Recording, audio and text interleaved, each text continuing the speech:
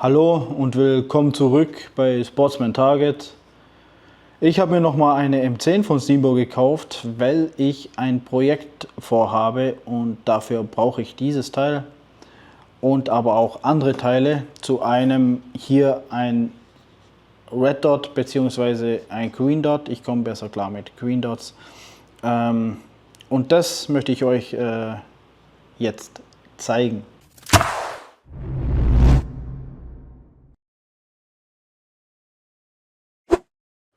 Ich habe mir also für mein neues Projekt neues Red Dot organisiert, beziehungsweise Green Dot. Hierbei handelt es sich um das Holosun 507 Comp. Comp steht für Competition, also Wettkampf.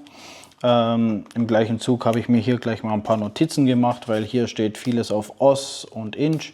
Manche können damit nichts anfangen und jo, deswegen habe ich es hier gleich aufgeschrieben, um das Ganze zu vereinfachen. Ich würde sagen, dann packen wir das aus.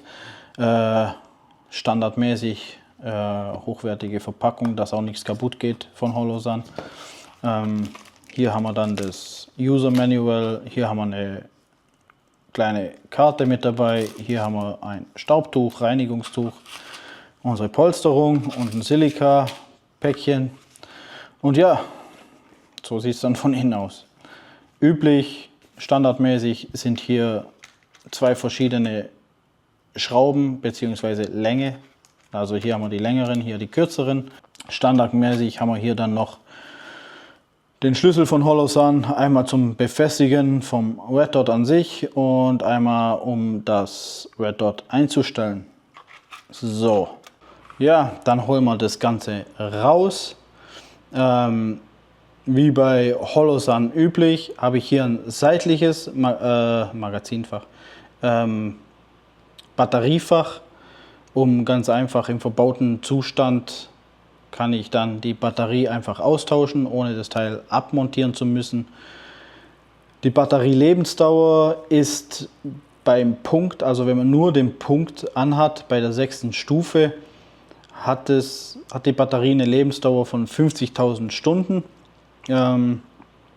Das Ganze hat ein AMA Footprint, sprich Trijicon AMA Footprint. Dann hat das Ganze noch Shake Awake. Shake Awake wie bei dem anderen Red Dot, das ich euch gezeigt habe.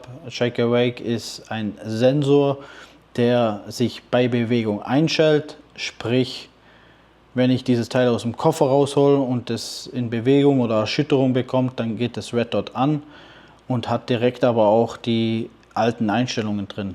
Genauso gibt es einen Abschaltsensor, den ich nach Belieben einstellen kann. Ich kann nach 10 Minuten einstellen oder nach einer Stunde oder länger. Ich glaube 10 Minuten, halbe Stunde, Stunde oder anders was. Sprich, wenn dieses Teil ruht, dann schaltet es sich nach 10 Minuten oder je nachdem, was ich eingestellt habe, schaltet sich das Teil ab. Ist mir nicht das erste Mal passiert, dass ich vergessen habe, das Red Dot auszumachen. Dann hatte ich, beim nächsten Mal wollte ich es einschalten und das ging nicht, weil die Batterie leer ist. Und wie es halt meistens ist, hat man keine Ersatzbatterie dabei. Ja, hat man Pech gehabt. Das kann dir bei diesem Teil nicht passieren. Genau. Dieses Teil wiegt 55 Gramm. Und ja, man sieht es hier auch schon, es hat ein enorm großes Fenster. Sprich, es ist einfach für Competition, für Wettkampf, für schnell Speedshooting gemacht, dass ich einfach ratzfatz anvisieren kann und direkt im Visier bin. Dieses Fenster hat eine Größe von 28 mal, lass mich gucken, 28 mal 24 mm. Dieses Red Dot hat auch 10 Einstellmöglichkeiten bzw. Helligkeitsstufen, sprich 8 für Tageslicht und 2 für Nachtsichtgeräte.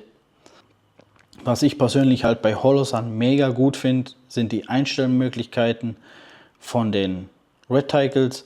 Sprich, bei diesem Teil habe ich einen Punkt mit 2 MOA, dann habe ich einen Ring mit 8 MOA, dann habe ich nochmal einen Ring mit 20 Moor und nochmal ein Ring mit 32 Moor.